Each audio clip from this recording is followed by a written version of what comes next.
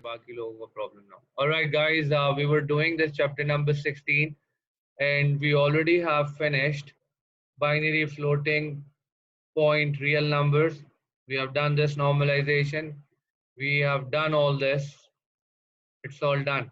Now the remaining part of this chapter is based on few small topics, and these are actually small topics as well as fully isolated with they are not joined with binary floating point number. They're absolutely different things that the author has discussed in these four different topics.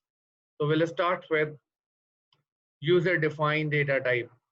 Uh, like the last year in programming, we saw that how you can make your own functions and procedures.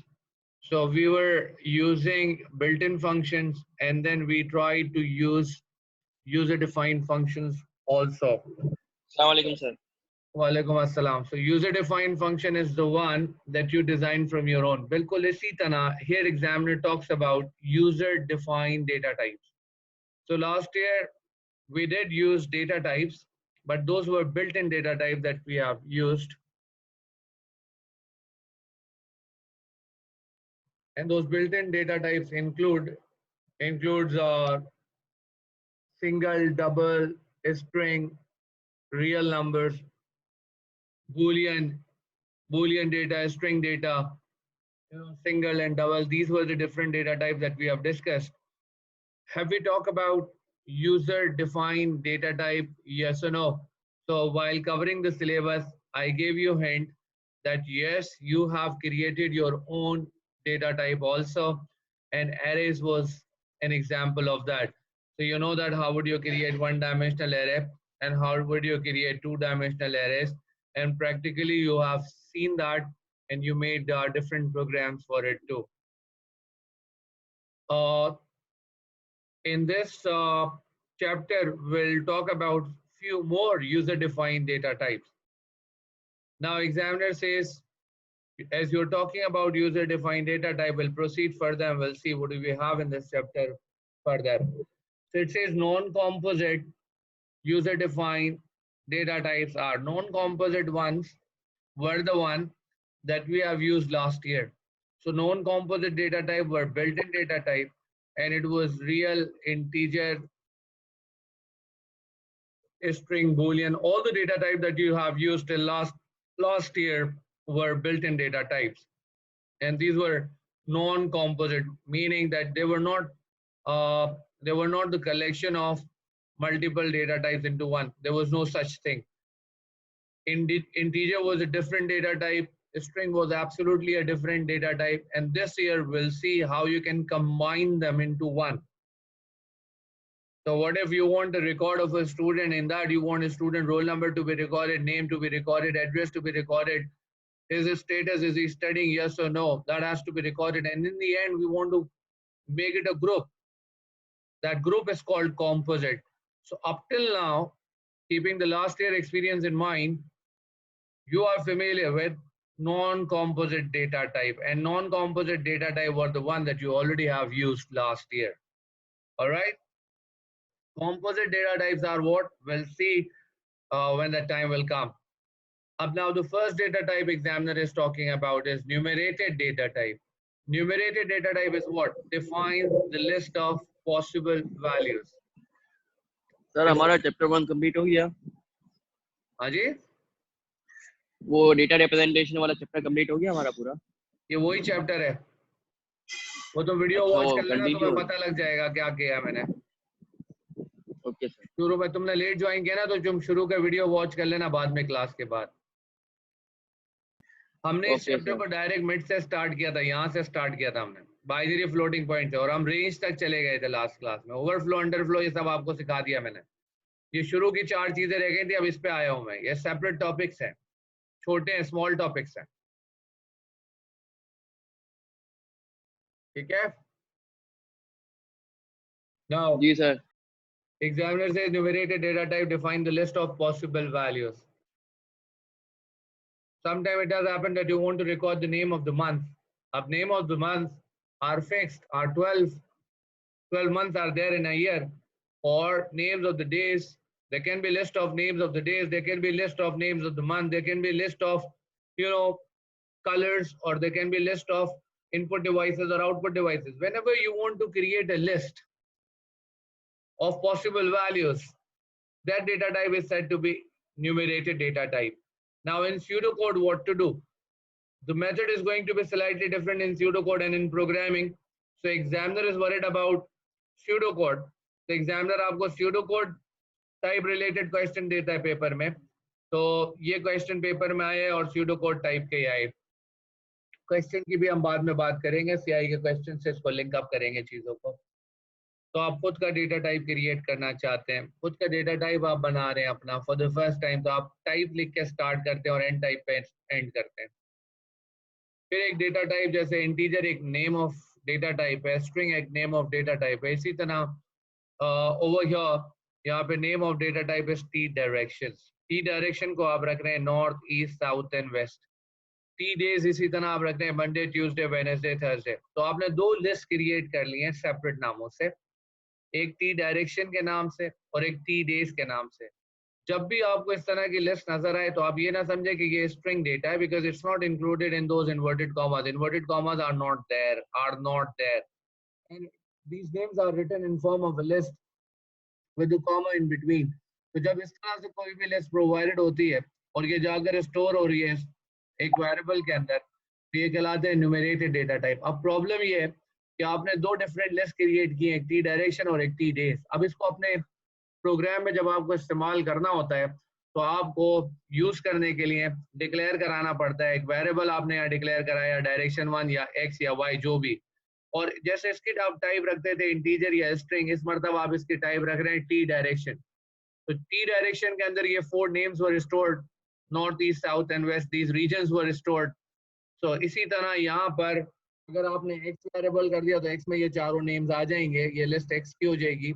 और इसी तरह अगर आपने direction 1 use किया तो direction 1 में भी ये 4 नेम्स आ जाएंगे. एक और वेरिएबल आपको चाहिए स्टार्ट डे, और स्टार्ट डे की जो टाइप है ये कोई इंटीजर या स्ट्रिंग नहीं है, इसकी टाइप को ये रख रहा है टी डेज. टी डेज यहाँ पर एक डेटा टाइप क्रिएट की गई है and it was a different data type. इसमें लिस्ट है, लिस्ट ऑफ डेज है. तो ये डेटा टाइप जो है एक न्यू नेम से स्टोर हो गई है, यानी इस वेरिएबल के अंदर क्रिएट हो गई है लिस्ट स्टार्ट डे में. अब अगर आपको जो है इसको इस्तेमाल करना है तो आप अपने प्रोग्राम में इसको प्रोसीड कर सकते हैं कि स्टार्ट डे को आप कह रहे हैं वेडनेसडे, इसका मतलब है वेडनेसडे मूव करो स्टार्ट डे में या नॉट मूव करो. तो एक्चुअली ये काम तो आपको आता है. ये दो चीजें इंपॉर्टेंट थी, पहले आपको टाइप क्रिएट करनी पड़ती है और टाइप क्रिएट करने के बाद उसका वेरिएबल बनाना पड़ता है उसी डेटा टाइप का. तो ये डेटा टाइप है, इसका वेरिएबल आपने बनाया. तो आपने कंफ्यूज नहीं होना है, आपने न्यूमरेटेड डेटा टाइप को इस तरह समझना है कि जब भी कोई इस तरह की लिस्ट आपको नजर आए और किसी वेरिएबल में स्टोरेज हो रही है और टाइप के साथ एंड टाइप लिखा है तो इसका मतलब है data type has been created. आप अपने प्रोग्राम में इसको डायरेक्टली यूज नहीं कर सकते, you have to have a variable for that. इसके लिए आप declare direction 1 colon T direction. तो टी डायरेक्शन जो है वो डेटा टाइप है और इसके लिए आप एक वेरिएबल बना रहे हो डायरेक्शन 1 के नाम से. तो इस डेटा टाइप का यहाँ पे वेरिएबल बन गया direction 1 and in your program you can use it. और स्टार्ट डे भी आप स्टार्ट डे एक वेरिएबल आपने रखा है टी डेज के लिए, तो ये भी आप क्रिएट कर रहे हैं ऐसे. तो ये चाहे तो इसकी हम प्रोग्रामिंग को भी देख सकते हैं, लेकिन वो प्रोग्रामिंग पेपर में आती नहीं है, लेकिन मैं आपकी जनरल नॉलेज के लिए ये प्रोग्राम बना देता हूँ.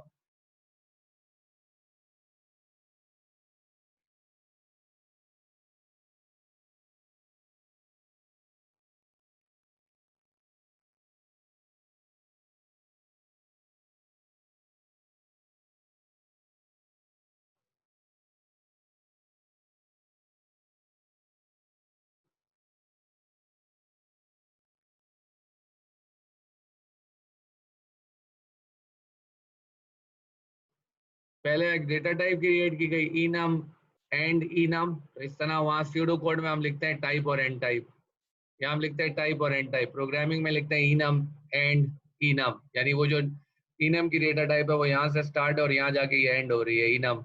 उसको नेम आप दे रहे हैं कलर्स. यहाँ पे हमने इस डेटा टाइप को नेम दिया था टी डायरेक्शन और यहाँ पूरी लिस्ट आपने बना दी 1 2 3 4 सारी. उसके बाद यहाँ पर आप सब मेन में उसको कॉल कर रहे हैं तो आप लिख रहे हैं कलर्स डॉट, यहाँ पे डायरेक्ट यूज हो सकता है, यहाँ पे डायरेक्ट यूज नहीं करना है, इसको वेरिएबल बना के यूज करते हैं, सही है। तो ये मेथड जो है वो स्लाइटली डिफरेंट है इससे स्यूडो कोड वाले से, तो आपने स्यूडो कोड वाला मेथड जो है वो ध्यान में रखना है। तो यहाँ पे ये कलर है, रेड कलर, जब आपने लिखा कलर डॉट रेड तो आपको इसका नंबर रिटर्न करेगा 1, कलर्स डॉट येलो तो नंबर रिटर्न करेगा 3।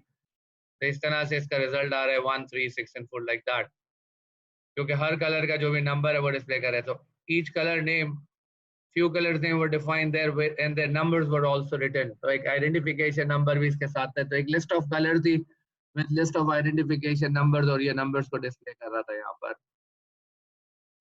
आपको ये वाला न्यूमरेटेड मेथड जो है प्रैक्टिस करना होगा। और इसके साथ साथ अब दूसरी एग्जांपल पे चलते हैं।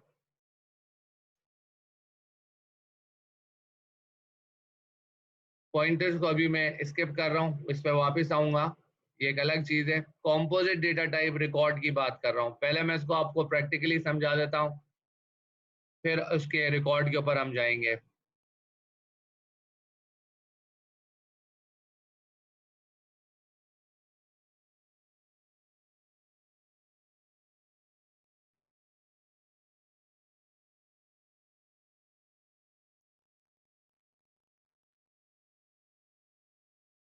स्ट्रक्चर और एंड स्ट्रक्चर, यहाँ पर स्टूडेंट एक data type I want to create, and then this student data type is a combination of 3 things: ID, name and date of birth। ये 3 चीजों का कॉम्बिनेशन है स्टूडेंट, और ये स्ट्रक्चर मीनिंग एक कॉम्पोजिट डेटा टाइप है, इन तीनों का ग्रुप बन रहा है। Set of these 3 things has been named as student. अब ये डेटा टाइप हो गई बिल्कुल इस तरह जैसे लास्ट ईयर आप बनाते थे, स्ट्रिंग यूज करते थे, वेरिएबल या इंटीजर यूज करते थे, इस तरह हमारी खुद की डेटा टाइप हो गई है और इसका नेम मिल गया स्टूडेंट का। अब आप चाहते हैं कि इस डेटा टाइप का कोई वेरिएबल आपको चाहिए, तो वेरिएबल यहाँ पे हमने लिया डिम न्यू स्टूडेंट, क्योंकि ये डायरेक्टली आप यूज नहीं कर सकते, आपको इसके लिए वेरिएबल बनाना पड़ेगा।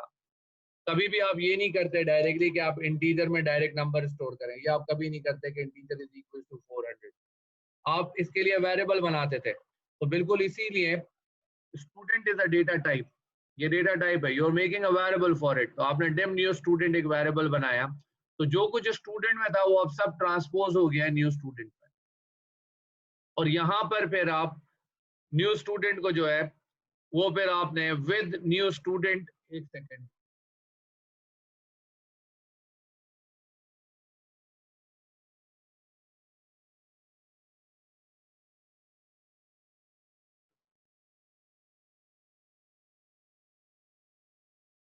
पहले ये वाली एग्जांपल है।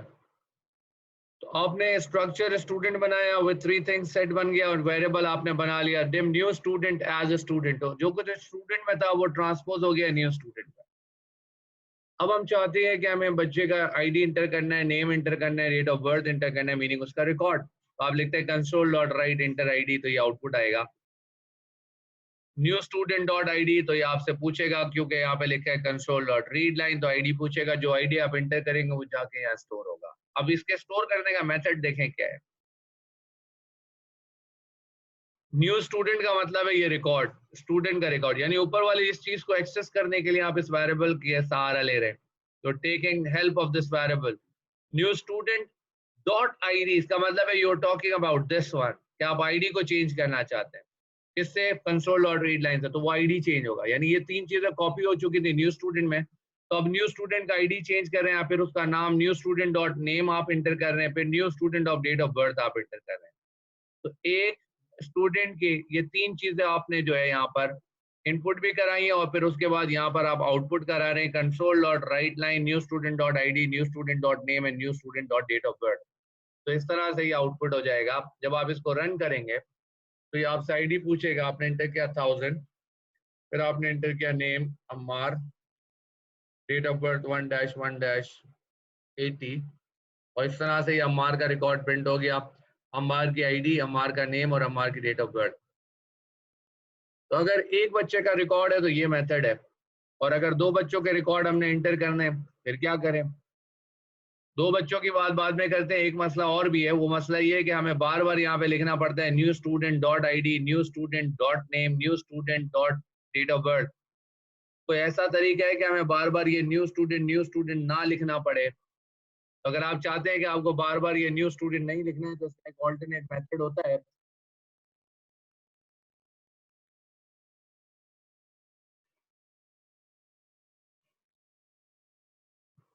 और वो मेथड है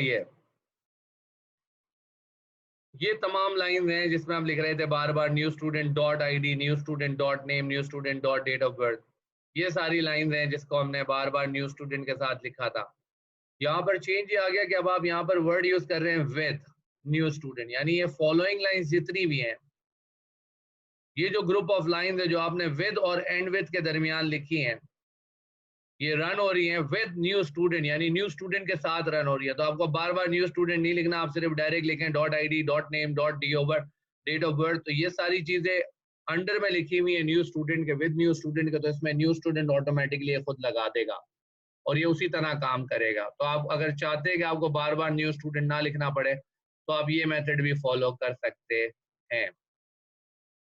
तो आप ये एग्जाम्पल यूज करें या इससे पहले वाली यूज करें, दोनों में फर्क देखें। New student dot I D, new student dot name, ये new student dot date of birth, ये पहले वाला एग्जाम्पल था और ये बाद वाला जिसमें आपने विद न्यू स्टूडेंट कर लिया तो आपके लिए एक तरह से आसानी हो गई।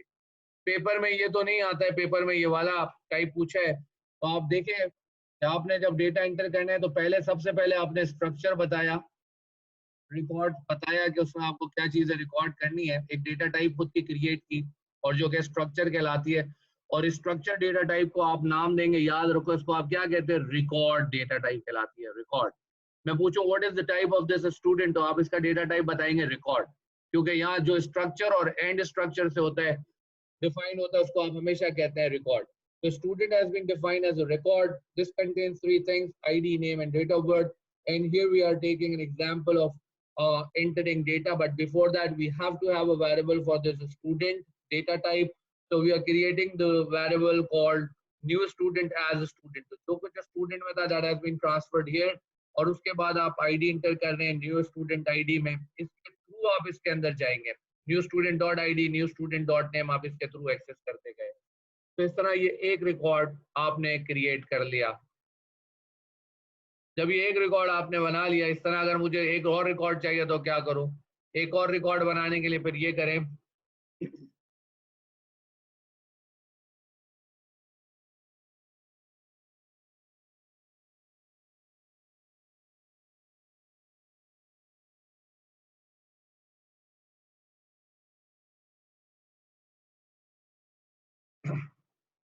ये बिल्कुल इसी तरह है कि structure student ID, name and date of birth और न्यू स्टूडेंट 1 और न्यू स्टूडेंट 2, यानी इस स्ट्रक्चर को आपने, इस रिकॉर्ड को आपने दो डिफरेंट नामों से स्टोर करा लिया because you wanted to enter the details for two students, तो new student 1 and new student 2। पहले एक बच्चे का रिकॉर्ड आप एंटर कर रहे हैं, new student 1 dot I D, 1 dot name and 1 dot date of birth. और फिर उसके बाद ये तीनों चीजें दोबारा एंटर करनी है, दिस टाइम स्टूडेंट नंबर 2 की एंटर करनी है, तो आप लिखेंगे new student 2 dot name, 2 dot date of birth, like that. और फिर आप जो है इसके अंदर जो है वो प्रिंटिंग कराएंगे न्यू स्टूडेंट 1 का रिकॉर्ड और न्यू स्टूडेंट 2 का रिकॉर्ड। 1 का भी रिकॉर्ड प्रिंट होगा जब 1 का आईडी, 1 का नेम, 1 का डेट ऑफ बर्थ प्रिंट होगा, फिर 2 का ID, new student 2 dot ID, new student 2 dot name and new student 2 dot date of birth. इस तरह ये दोनों रिकॉर्ड स्टूडेंट के जो है वो क्रिएट हो जाएंगे। तो है स्ट्रक्चर, इस स्ट्रक्चर को आपने दो नामों से वेरिएबल बना करके यूज किया, न्यू स्टूडेंट 1 के नाम से और न्यू स्टूडेंट 2 के नाम से, और इन दोनों वेरिएबल में डिफरेंट कंटेंट्स जाके स्टोर हो रहे हैं, आप चेक भी कर सकते हैं।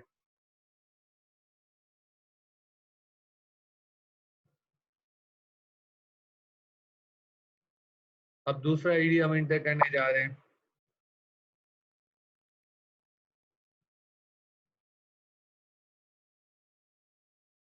तो इस तरह ये रिकॉर्ड नंबर 1 प्रिंट हो गया इन 1 लाइन और ये रिकॉर्ड नंबर 2 प्रिंट हो गया।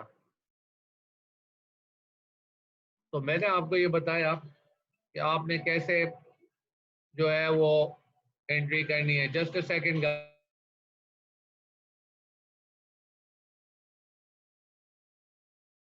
So today we have done two things. I explain you how would you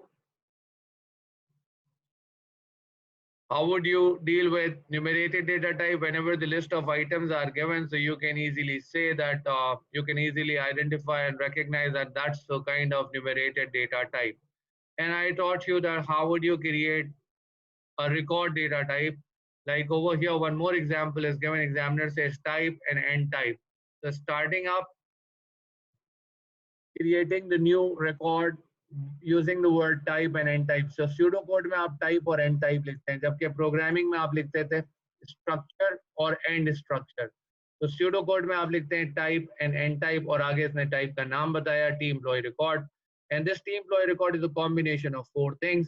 और फिर उसके बाद इसने बताया एक वेरिएबल क्रिएट किया declare employ 1 as T employ record, तो इसके डेटा टाइप के हिसाब से एक वेरिएबल क्रिएट हुआ, फिर आगे जाकर उस वेरिएबल का इस्तेमाल किया है, इसकी एक फील्ड को यूज किया डेट एम्प्लॉयड को और उसमें डेटा एंटर किया। तो आपने भी ये 3 काम करने होंगे। अगर जब भी आप रिकॉर्ड बनाते हैं, पहले आप रिकॉर्ड क्रिएट करते हैं, फिर आप उसका वेरिएबल बनाते हैं और फिर वेरिएबल बनाने के बाद आप उसके यूजेज पे जाते हैं। पास्ट पेपर अभी मैंने आपको ये 2 दिखाने हैं, तो इसको एक दफ़ा मीटिंग को एंड कर लें क्योंकि 10 मिनट्स में ये मीटिंग एंड हो जाएगी। तो ये हमारी एक एपिसोड हो जाएगी रिकॉर्डिंग और फिर हम दोबारा से रिकॉर्डिंग ऑन कर लेंगे। मैं मीटिंग एंड कर रहा हूँ, आप जल्दी से क्विकली रीज्वाइन करें।